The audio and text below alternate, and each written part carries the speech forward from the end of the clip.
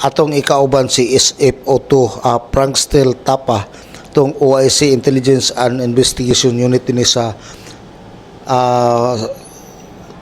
Bureau of Fire Protection din sa Kabayan sa Usamis. Sir, ulas taran sir, mayong buntag sir. Mayong buntag kanatong tanan no. Oni siyang update is kabahin ni siya sa sunog atong kuan last March 4 sa may alas 3 30 sa kuan nagsugod jud ang sunog. So sila nakatawag sir? Nakatawag yun na mo sila is alas 3:34.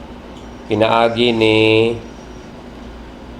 Jimmy Barrientos. So nanawag siya diri anang taknaa dayon. Niresponde dayon ang amo ang isa ka fire truck para to confirm if there is kuan yun kanang sunog nga. Sir, nakita ninyo nga murag kusog na ang asog na yung isaka ninyo sa isa ka na mo sa kuan sir. Once nga pagkakita na mo sa sunog dito sa Circumferential Road pa lang, nakita gyud na mo nga kusog na kayong aso din itom. So, naay probability nga dako gyud ning sunuga. Dayon mao to nga time nga ni-raise day mi og second alarm. So niresponde ang gango dayon annex og kaning tanker nga fire truck nato og kauban ang ambulance. Dayon together with the Volunteer Fire Brigade, 5 sila kabuok, ang Bryant Milling, ang EBI, ang Eli, ang Hebron ug ang Elim. So mao nay nitabang nato og responde aron madali og kapatay ang kalayo. So siyam tanan ka fire truck sa siyam ka fire truck og isa ka ambulance ang niresponde. Nakita na ko nga murag piki ang dalan na to, yung sa to ninyo. Kato nga time is apiki gyud ang dalan kay medyo dako-dako mo gani atong fire truck nga engine 181. So naglatag na lang mi atong hose gikan sa highway padulong dito sulod. So medyo apiki man gyud gihapon, mo nang gipugos na lang namo og sulod ang fire truck nga makasulod lang siya para maka operation gyud mi og sakto. Dayon paspas pod ang atong pagresponde kay nakatabang namong pudaan niabot na pod ang EBI nga kuan pod EBI nga volunteer fire truck nga niabot na dito daan sa area, then mao po'y nakatabang yun para madali og kapatay kung kalayo. Kung sa dugay sa ang atong pagkumbates kalayo sir? Is gideclare na mo siya og kuan, dili naman kay siya tantong dugay kay tungod sa paspas sa pagresponde. At the same time, mga tabang po sa mga volunteer fire truck o mga volunteer fire brigade. So, dili ra kayo siya mga nagdugay. Mga gideclare to na mo ang kuan is kanang alas kuan na to siya. Mga alas 4, kapin kung kulang. Nga na siya. Kay light materials man ang balay, then daghang mga appliances po, mga plastic, resin sa plastic, mga kahoy kay ang balay karaan na pud siya. So moto siya medyo paspas ra ang responde pero dugay lang mi namo gihuman kay overhaul pa man mi gi sure gyud namo nga dili na gyud mo rekindol og balik ang kuan kalayo. Motong nalasingkuhan kapin mi ayha nakauli diri stasyon. Sir, totally damaged gid ang balay sir no? What kay Evelyn? Totally good damage ang kuan kay ang second floor niya is light materials. Then ang first floor is mix of light o concrete. Then at the same time ang balay gyud niya is karaan na gyud siya. So na-interview na mong mga tao dito nga at around 40 years plus na ang balay. So karaan na gyud kayo siya. Dayon na time pod nga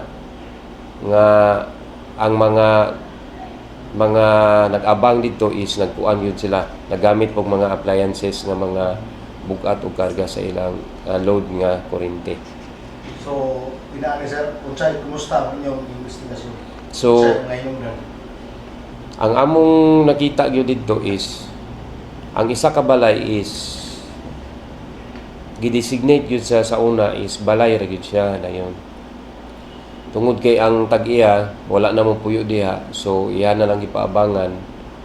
Dayon nagpaabang siya mga pamilya, estudyante nga moabang siyang balay. Dayon niabot og pito ka pamilya ang ning-abang siyang balay. So ang linya siyang kuryente nga wala niya designate daan as boarding house or apartment. So daghan ang gagamit siyang linya sa kuryente nga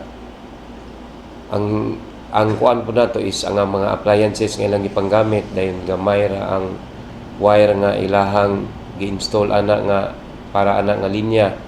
So naay posibilidad nga kana gyud ato ang ma-conclude pinaagi pod sa mga statement sa kuan nga naka-experience na sila, hapit na sila musunog. So sa pinaagi silang statement ug sa among findings sa kuan nag-corroborate ang among findings nga lagi posibilidad nga mao gyud na hinungdan. So sa pagkakaron jud is wala pa na namo gi-finalize kay giklaro pa gyud namo ang mga evidence nga among magather before mi mo conclude nga kana gyud ang hinungdan. So posible usa sa mga posibilidad nga sa sunog kuryente hinungdan. Posible na siya. Kay katong pagkahitabua usa gyud siya nga is kanang kuryente siya kay wala man po siya tawo pero nay mga appliances nga naka-on. Pambiyaan nila ang balay nga naka-on ang appliances. Dayon the same time kanang iagi na sila og kanang ka-action na sila sunog. So once nga mungod ang kuan ana, once nga ang isa ka linya sa kuryente mo aksyon na og sunog is di na nato ang iyang reliability sa iyang linya dili na gyud siya mao kay niagi naman siya og kakuan. Niagi naman siya og kanang damage na. Niagi naman siya damage. So dili na gyud siya reliable nga 100% okay pa gyud ang iyang linya. So So nunalang mo siya usa ka balay dayon.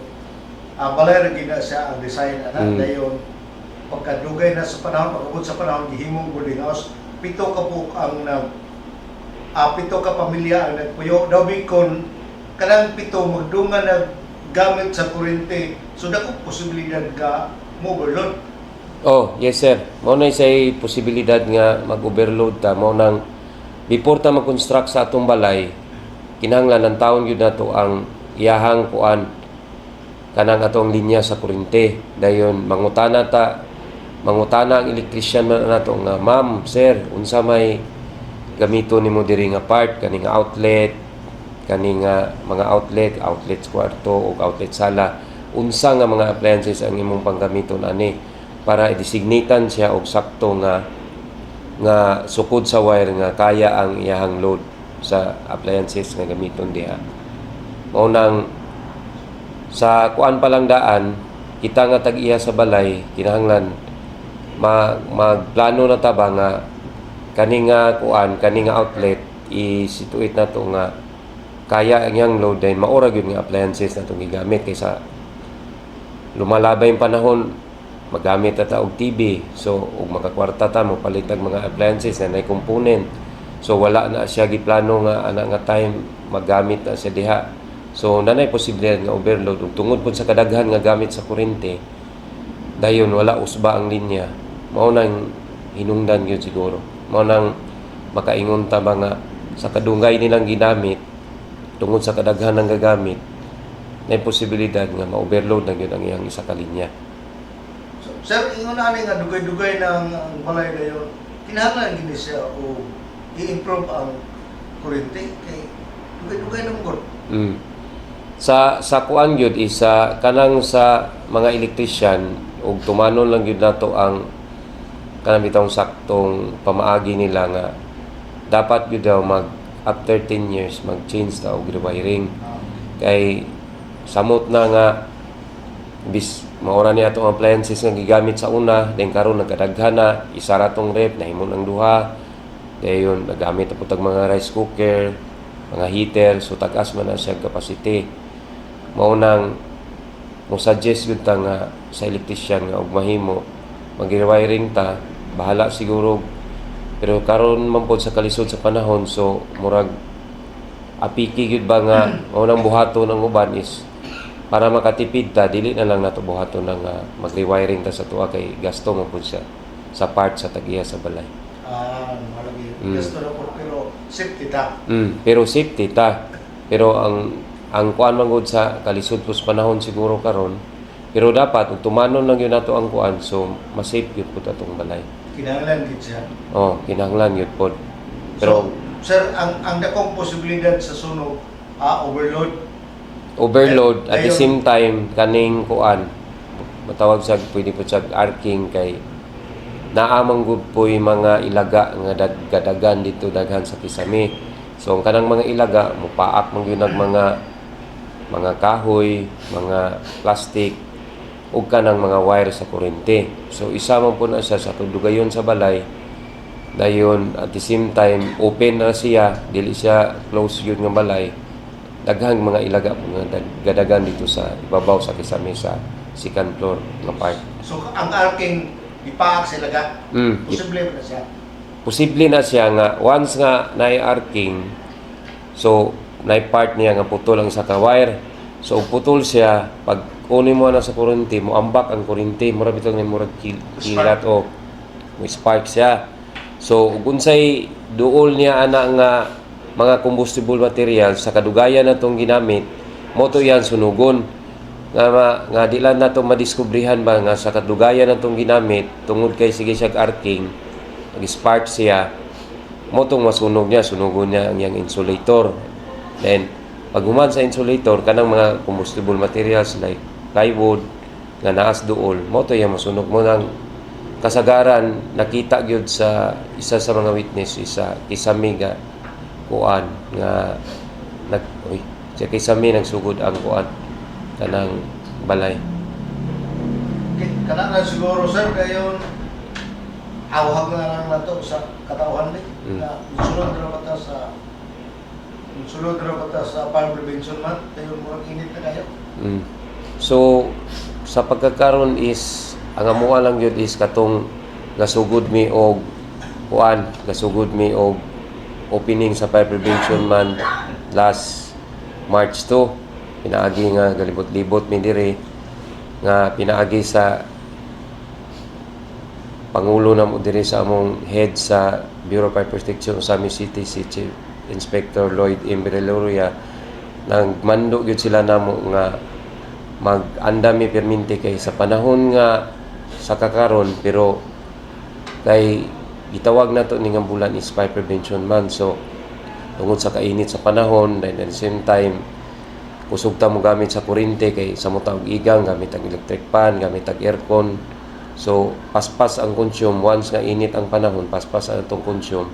So mao nay likaya nato sa mga tag-iya sa balay nga ug mahimo mo gamit sila ga appliances is sakto lang pud sa mga oras, dili gyud ingon nga palabian. Kaya namang gyud posibilidad nga magkuha na siya, madaot ang sa appliances then mag-overload o maka-create sa spark.